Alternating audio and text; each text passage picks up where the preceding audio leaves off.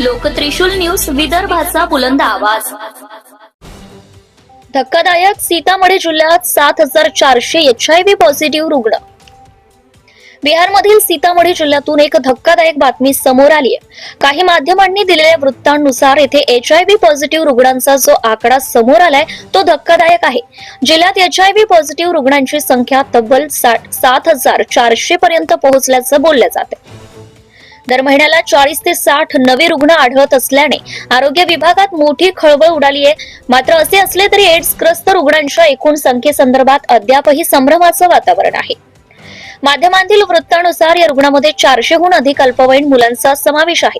सीतामढीमध्ये अशी गंभीर स्थिती का निर्माण झाली या संदर्भात एका माध्यमाशी बोलताना सदर रुग्णालयातील वैद्यकीय अधिकारी डॉक्टर हसीन अख्तर म्हणाले, जिल्ह्यात परराज्यात काम करणाऱ्या स्थलांतरितांची संख्या मोठी असल्याने संक्रमणाचे प्रमाण वाढले आहे। दिल्ली, मुंबईसह विविध शहरांतून परतणारे अनेक जण HIV पॉझिटिव्ह आढळत आहेत। पॉझिटिव्ह रुग्णांनी निगेटिव्ह व्यक्तींशी विवाह करू नये।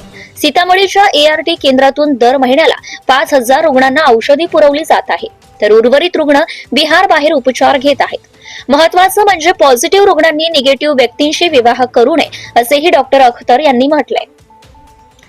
खरे तर सरकारी पातळीवर जागरूकता मोहीम राबवली जात असली तरी रुग्णसंख्येतील वाढ चिंताजनक आहे। लहान मुलांमध्ये त्यांच्या आई वडिलांकडून संक्रमण आल्याची शक्यता वर्तवली जात आहे। परिस्थिती लक्षात घेऊन प्रशासनाने ART केंद्राच्या माध्यमातून जागरूकता अभियान अधिक वेगाने राबवण्याचा निर्णय घेतलाय। तसेच गावागावात HIV चाचण्या करण्याची तयारी सुरू आहे। सोशल मीडियावर फिरणाऱ्या माहितीनुसार एकूण HIV बाधितांची संख्या 6707 एवढी। दरम्यान सोशल मीडियावर फिरणाऱ्या माहितीनुसार सीतामढीतील एकूण HIV बाधितांची संख्या 6707 एवढी आहे। यांपैकी 428 मुले आहेत। महत्त्वाचं म्हणजे हा आकडा 1 डिसेंबर 2012 ते 1 डिसेंबर 2025 या 13 वर्षातील असल्याचंही बोललं जाते।